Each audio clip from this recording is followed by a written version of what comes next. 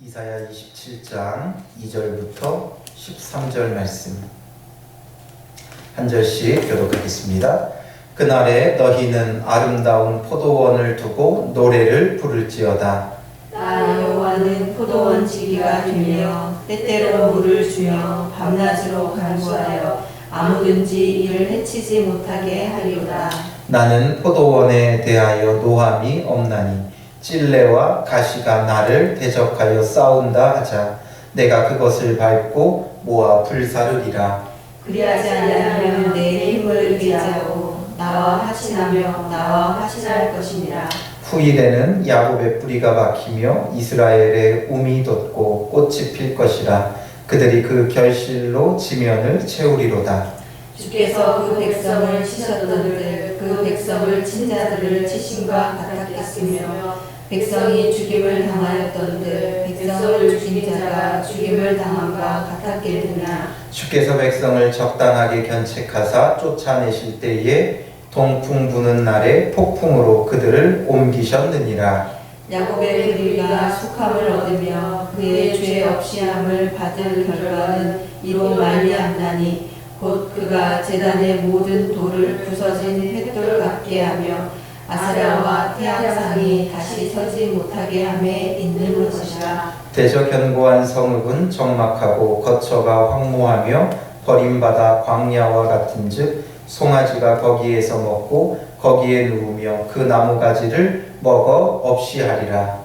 가지가 마르면 꺾이나니 여인들이 와서 그것을 불사를 것이라.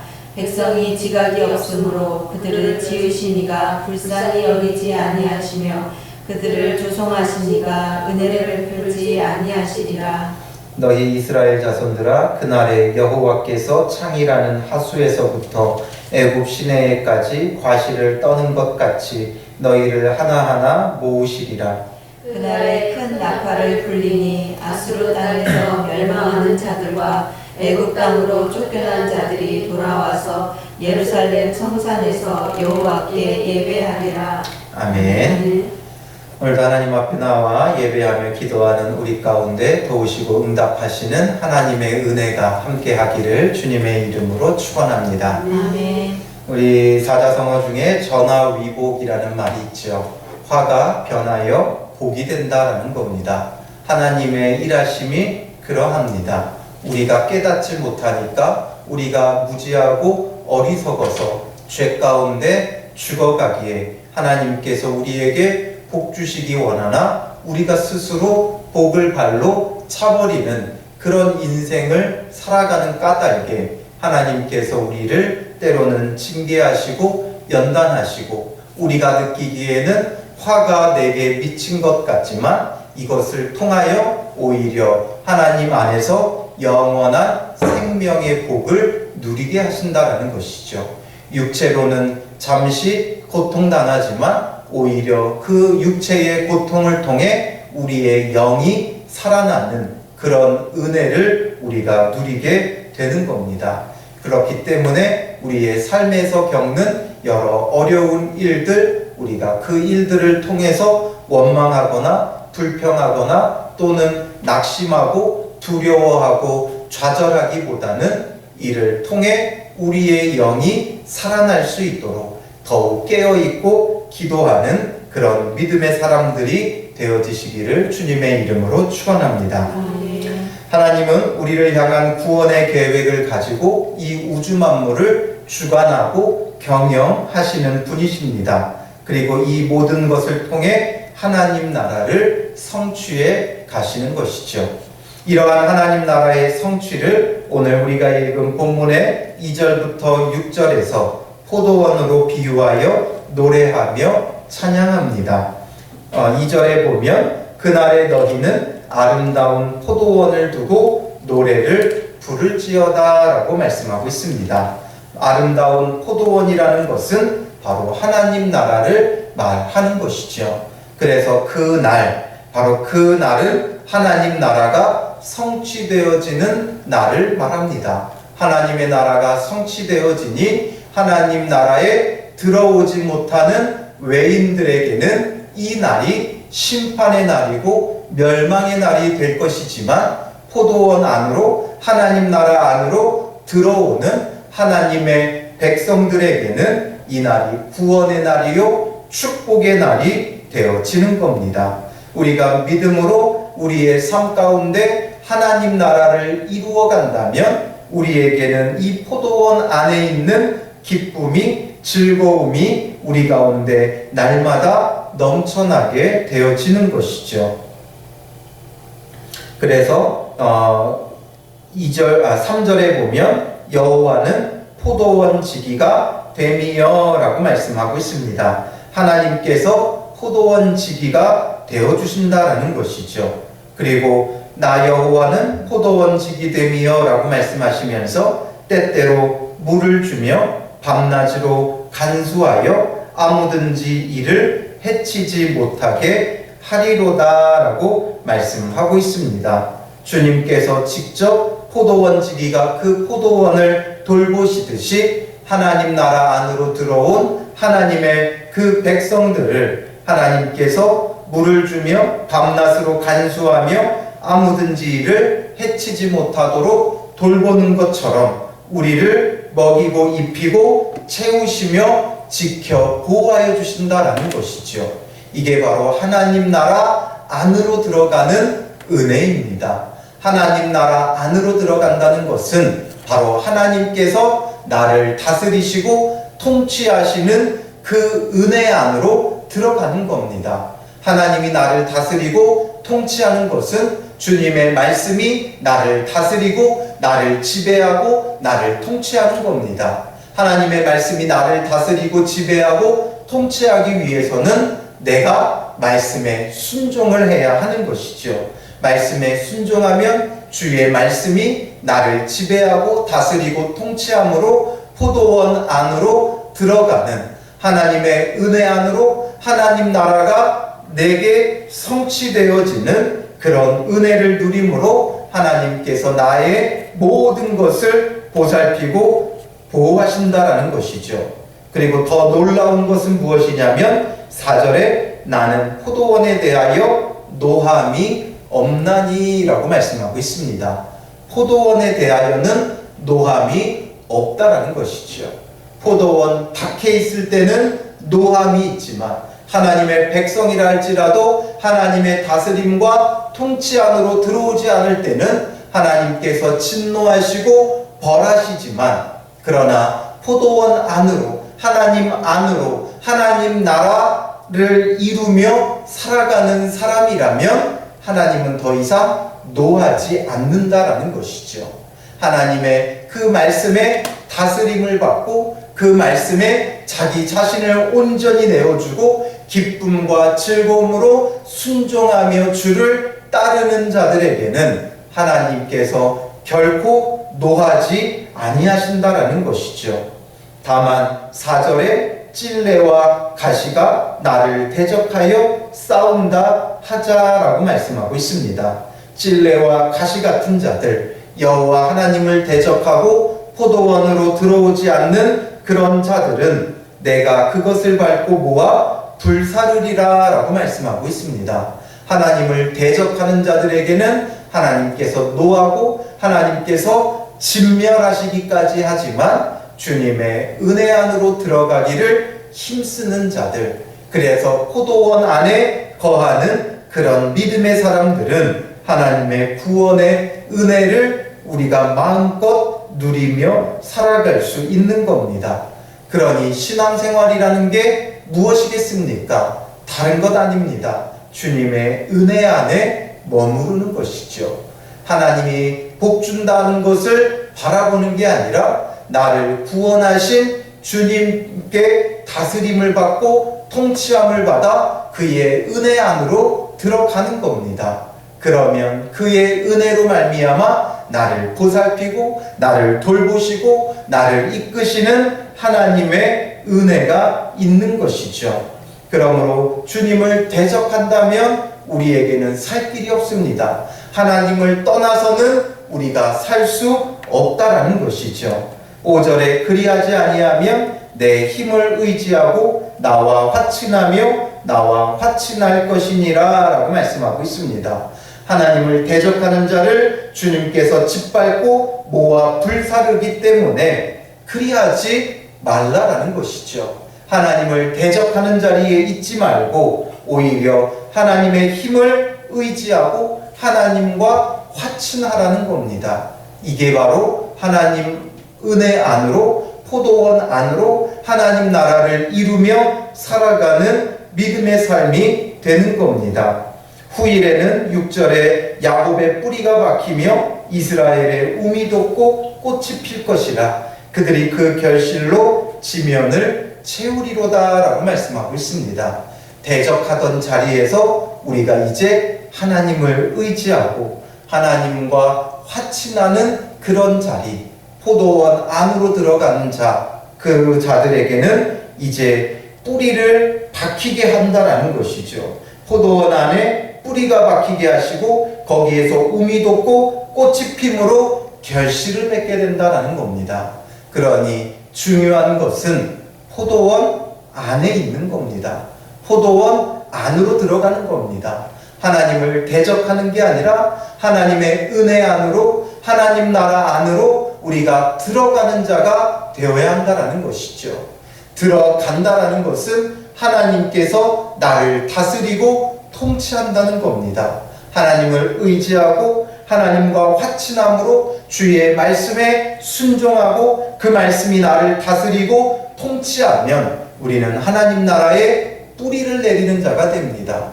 뿌리를 내리면 더 이상 이것을 흔들 자가 없는 것이죠. 뿌리를 내리지 못하면 이게 아무리 아름답다 할지라도 시들어 죽을 수밖에 없는 겁니다. 화원에서 모종을 사다가 화분에 옮겨 심을 때 가장 중요한 건 이 옮겨 심은 식물이, 그 모종이 뿌리를 내리냐 못 내리냐, 그게 중요한 겁니다. 뿌리를 내리면 이제 거기에서부터 이게 계속해서 자라고 그리고 꽃을 피고 마침내는 열매를 맺는 겁니다. 그러나 뿌리를 내리지 못하면 이내 말라 죽어버린다는 것이죠. 그러니 하나님 나라에 우리는 뿌리를 내리는 자가 되어야 되는 겁니다. 그것은 주를 의지하고 주와 화친하며 주의 말씀에 따르는 자들에게 일어나는 일들이고, 이것을 통해 결실로 지면을 채우겠다라고 주님께서 말씀하고 계신다라는 것이죠. 그래서 이렇게 하기 위해 하나님께서 전화위복의 은혜를 우리에게 베푸시는 겁니다. 때로는 고통당하고 때로는 징계당하고 이로써 우리의 영이 살아나는 그런 은혜의 자리로 우리를 인도하시고 이끄시는 하나님이시다라는 것을 우리는 결코 잊어서는 안 됩니다.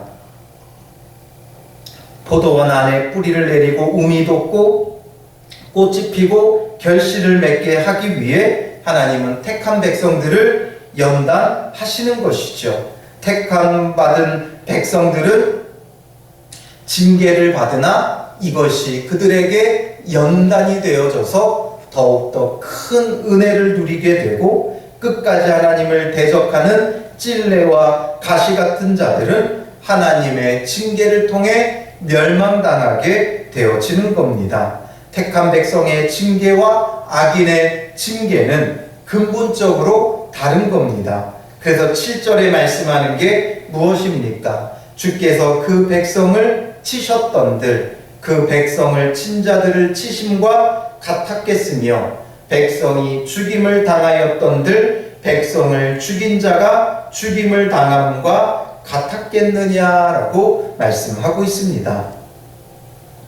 여기서 말하는 백성은 하나님의 택함 받은 자들을 의미하는 것이고, 그 백성을 친 자들, 백성을 죽인 자, 이들에 대해서는 바로 하나님을 대적하는 찔레와 가시 같은 자들입니다. 하나님께서 그 백성을 치셔도 그 백성을 친 자들, 찔레와 가시 같은 포악한 자들을 치심과 같았겠느냐라는 겁니다. 근본적으로 다르다는 것이죠. 백성이 하나님을 통해 죽임을 당하였던들 백성을 죽인 자가 죽임을 당함과 같았겠느냐라고 말씀하고 계시는 것이죠. 백성들을 치시고 죽임을 당하게 하시는 것은 연단입니다. 이 연단을 통해 정금과 같이 더욱더 고귀하고 더욱더 가치 있고 더욱더 복되게 만드시는 하나님의 은혜가 그 가운데 포함되어 있는 것이죠. 그러나 악인들에게 행하시는 것은 그와 비교도 할 수 없는 극심한 고통과 멸망의 심판을 하나님께서 행하시는 겁니다. 지금 당장은 악인들이 형통하고 의인들이 고난당하는 것 같지만 심판 때에 당할 악인의 고통은 지금 당하는 의인들의 고난보다 훨씬 더 중하고 무겁고 고통스러운 것이다 라는 것을 기억해야 됩니다. 그러니 지금 고통스러워도 이것은 아무것도 아닌 겁니다. 마지막 하나님의 심판 때에 하나님의 진노로 멸망당할 자들이 당할 고통은 우리가 당하는 고통과 좋게 비교할 수 없다라는 것이죠. 그래서 8절에 보면 주께서 백성을 적당하게 견책하사라고 말씀하고 있습니다. 적당하게 필요한 만큼 견책하신다, 꾸짖으신다라는 것이죠. 왜냐하면 이를 통해 우리가 회개하고 돌이키고 그래서 우리의 영이 살아나게 만드시는 것이죠. 그래서 고린도전서 10장 13절에도 사람이 감당할 시험 밖에는 너희가 당한 것이 없나니 오직 하나님은 믿부사 너희가 감당하지 못할 시험 당함을 허락하지 아니하시고 시험 당할 즈음에 또한 피할 길을 내사 너희로 능히 감당하게 하시느니라 라고 말씀하고 있습니다. 우리에게 감당하지 못할 시험은 하나님께서 주시지 않습니다. 적당하게 우리를 견책하시는 겁니다. 적당하게 견책한다라는 이 말에 적당하게라는 말은 히브리어 세아에서 왔습니다. 이 세아라는 말은 성경의 도량 중에 스아라고 번역된 말이 바로 이 말입니다. 그래서 보통 기준으로 삼는 그 부피의 기준이 에바라는 건데 이 에바의 3분의 1 정도 되는 게 이 스아라는 단위입니다. 그러니까 3분의 1, 즉 조금을 의미합니다. 딱 3분의 1이 아니라 3분의 1이라는 건 조금이죠. 반이면 우리가 중간인 거고 3분의 1을 넘어가면 많은 것이죠. 그러니 성도들이 당하는 고난, 고통은 이 3분의 1 정도, 그러니까 작은 정도밖에 아니다라는 것이죠. 그러나 우리가 실제로 이 세상에서 살아가며 우리가 당하는 연단, 고난, 고통들을 보면 결코 가볍다고 여겨지지 않습니다. 정말 무겁고 중한 것처럼 느껴진다는 것이죠. 이상하게 내가 겪는 고난과 고통은 그 누구의 고난과 고통보다 무겁다라는 것을 우리는 개인적으로 느낀다라는 것이죠. 정말 우리가 사단에게 속아서 죽을 것 같은 고난과 고통이지만 죽지 않는다는 것이죠. 내가 느끼기에는 정말 죽을 것 같습니다. 숨이 턱 밑까지 차오르고 곧 죽을 것 같고 정말 그 인생의 어두운 터널을 지나갈 때는 하늘이 파란지도 모르고 살아가는 그런 시간들이 우리에게 있다라는 것이죠. 그래서 꼭 죽을 것 같고 죽은 것만 같은 그런 인생을 경험하지만 결국 돌아보면 안 죽었다는 것이죠. 죽을 것 같은 그런 것에 우리가 사탄에게 속고 있는 겁니다. 불안함과 두려움 속에 죽을 것 같으나 하나님께서 우리를 지켜 보호하고 계시고 그 고난조차도 우리에게 적당하게 견책하시는 조금밖에 연단하시지 않는 하나님의 은혜가 그 가운데 있다라는 것이죠.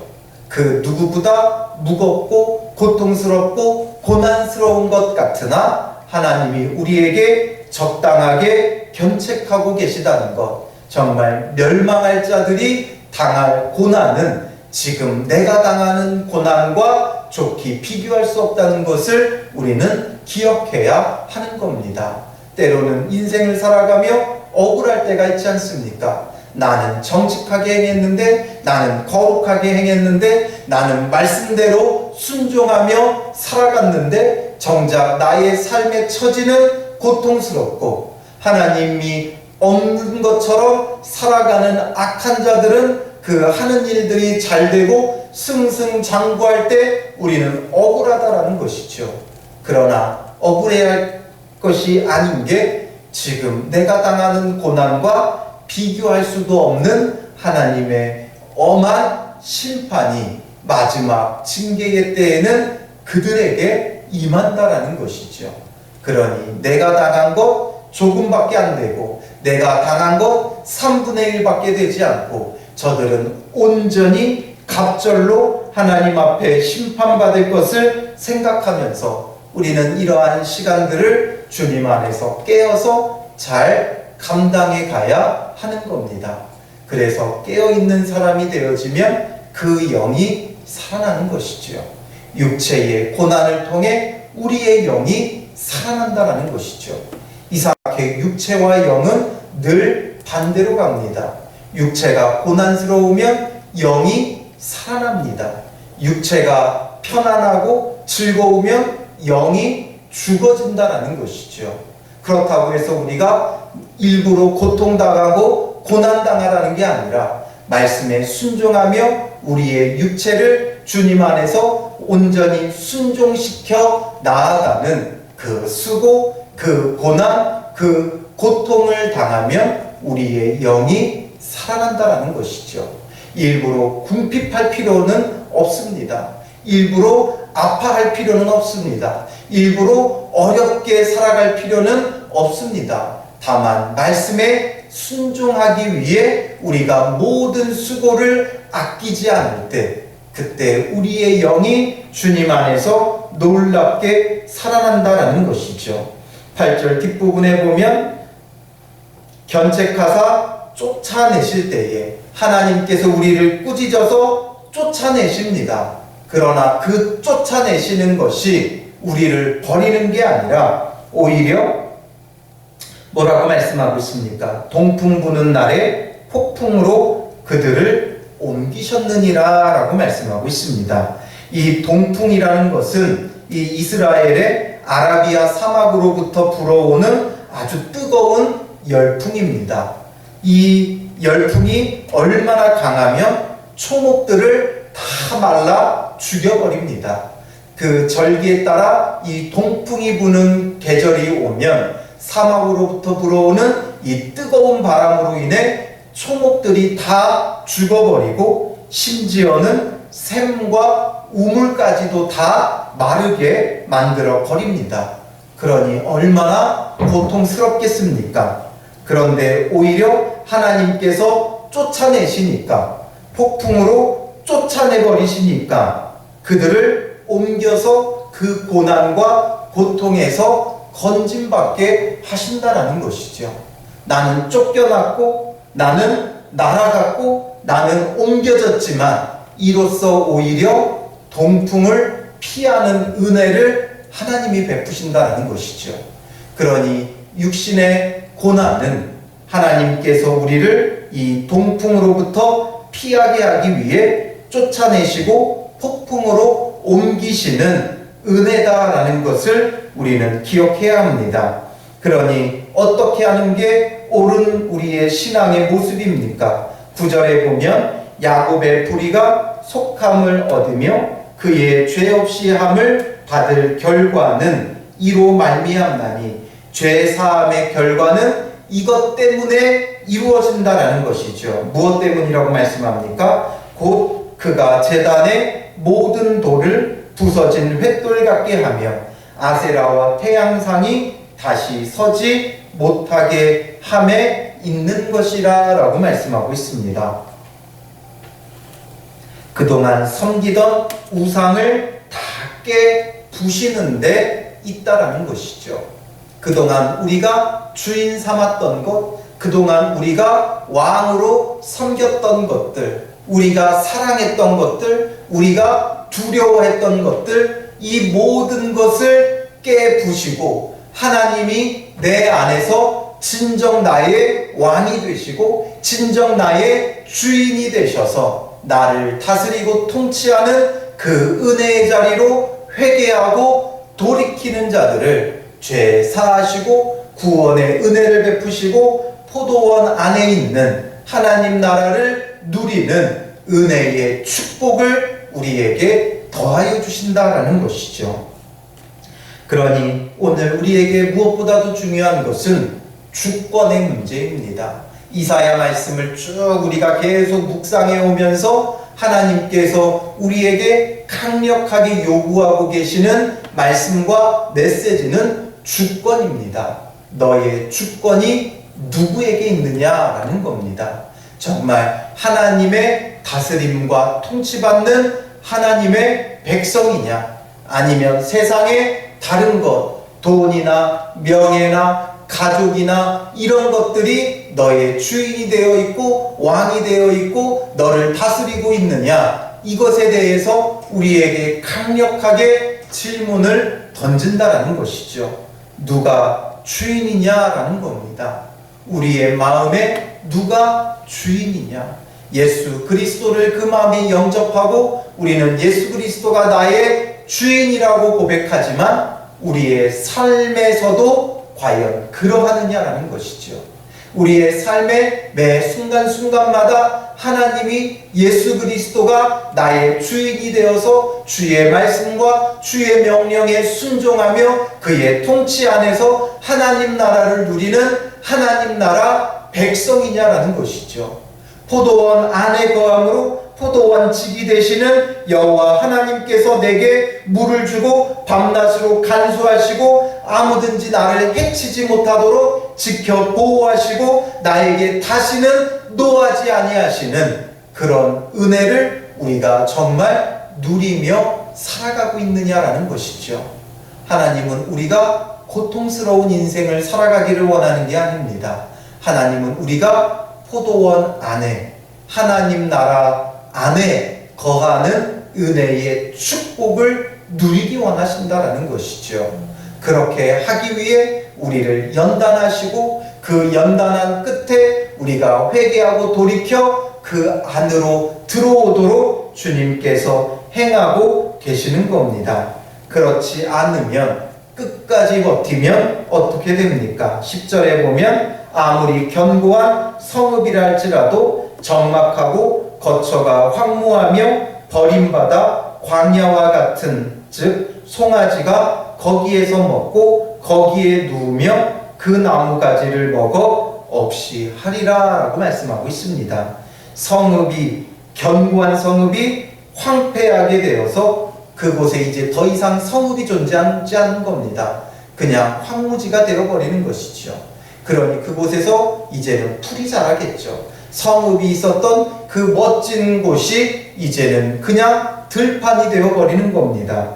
그러니 그곳에서 나는 풀조차도 가지조차도 송아지가 다 먹어 없애버린다라는 것이죠. 그렇지 않으면 가지가 마르면 11절에 꺾이나니 여인들이 와서 그것을 불사를 것이라 라고 말하고 있습니다. 끝까지 돌이키지 않으면 완전히 황폐해버리는 것이죠. 지금 당한 고난과 비교도 할 수 없는 멸망이 임하게 되는 겁니다. 무엇 때문에 그렇습니까? 11절 뒷부분을 보면 백성이 지각이 없으므로 그들을 지으신 이가 불쌍히 여기지 아니하시며 그들을 조성하신 이가 은혜를 베풀지 아니하시리라 라고 말씀하고 있습니다.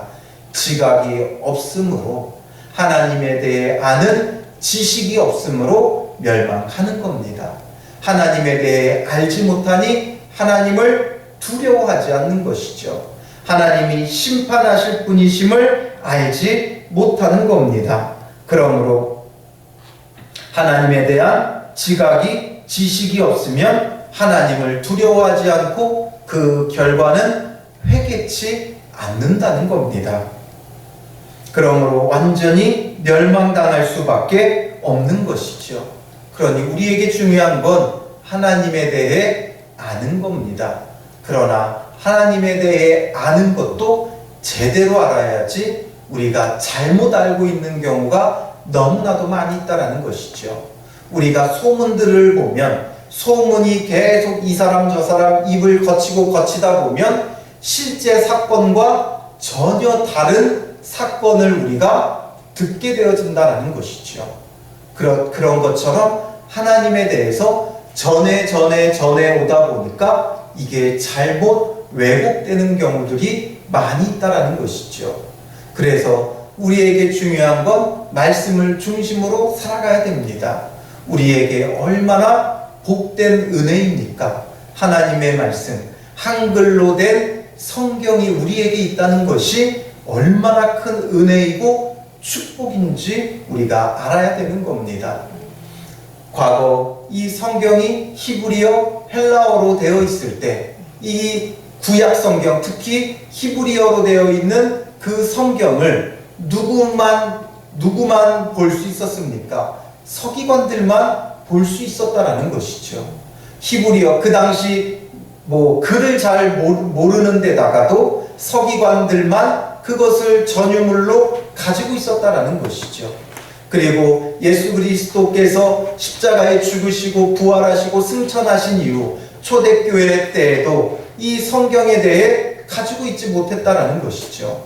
그 종교 개혁이 일어날 때 그때는 어떠한 일까지 벌어졌습니까? 성경을 아예 번역하지를 않는 겁니다.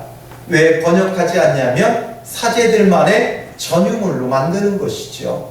그러니 이것을 가지고 신부들만 말씀을 전하는 겁니다. 신부들만 말씀 보고 전하는 겁니다. 전해 듣고 또 전하는 겁니다. 그러니 하나님에 대하여 참되게 알 수 없는 것이죠.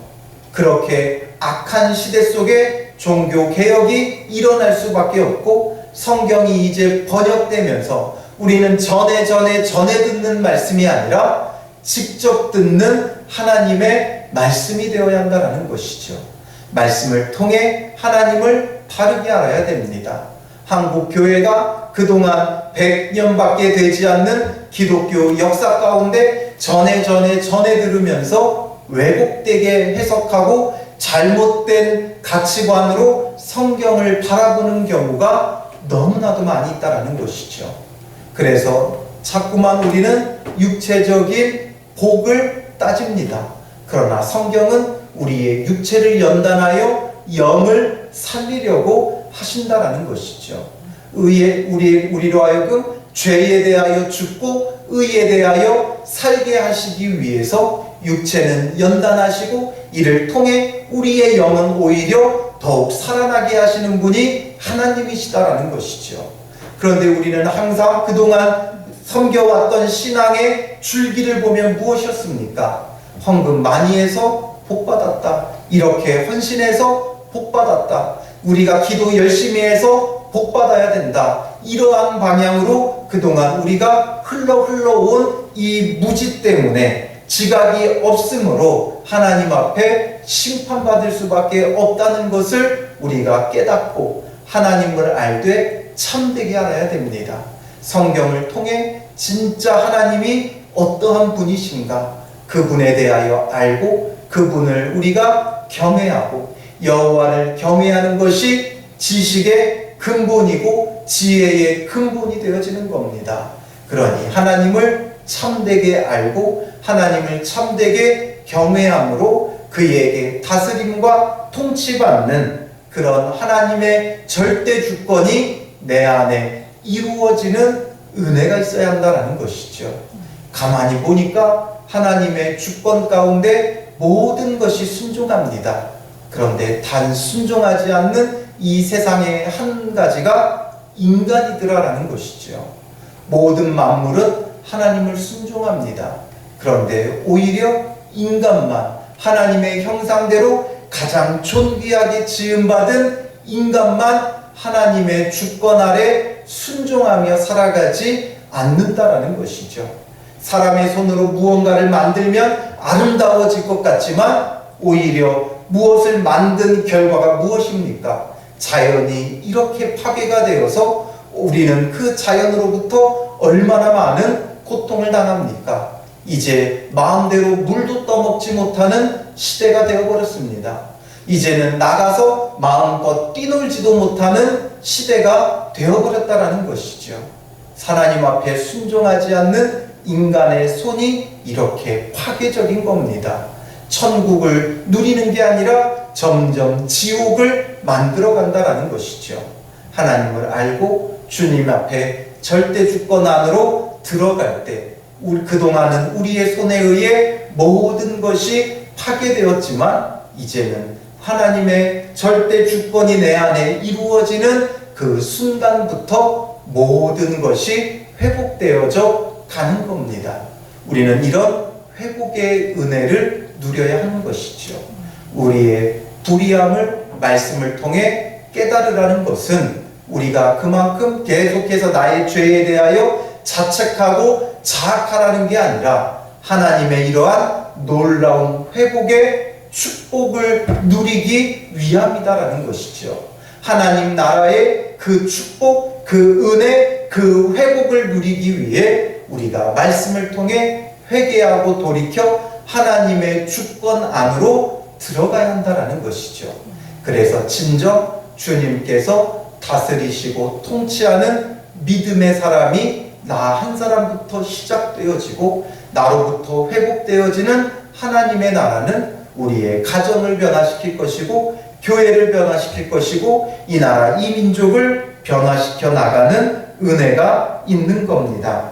이제 12절 13절에 뭐라고 마치고 있습니까? 너희 이스라엘 자손들아 그날에 여호와께서 창이라는 하수에서부터 애굽 시내에까지 과실을 떠는 것 같이 너희를 하나하나 모으시리라. 그날에 큰 나팔을 불리니 아수르 땅에서 멸망하는 자들과 애굽 땅으로 쫓겨난 자들이 돌아와서 예루살렘 성산에서 여호와께 예배하리라 라고 말씀하며 마치고 있습니다. 하나님은 그날에 그의 백성을 불러 모아 하나님의 나라를 누리며 하나님 여호와께 예배하게 하신다라는 것이죠. 나팔 불 때 나의 이름이 불려지고 우리가 하나님 나라에 속하고 주를 예배하는 자리에 서기 위해 지금 적당히 견책하시는 하나님의 손길 가운데 우리의 우상을 완전히 패하고 멸하며 하나님 앞에 회개하고 돌아와 주님의 통치를 내 안에 이루어가야 한다라는 것이죠. 그러면 죄사함과 놀라운 회복의 은혜가 우리 가운데 임하게 되어지는 겁니다. 이 은혜가 오늘 우리에게 임함으로 천국이 여기 있다 저기 있다 할 게 아니라 내 안에 있다라고 고백하는 믿음의 사람들이 되시기를 주님의 이름으로 축원합니다. 우리 이 시간 찬송가 180장 같이 찬양하고 기도하겠습니다. 말씀을 생각하면서 그동안 우리가 하나님에 대해 참되게 알지 못했던 것 회개하고 돌이키며 주님 안에서 온전히 순종하고 따르지 못했던 우리의 옛사람의 모습들, 찔레와 가시 같았던 나의 모습들을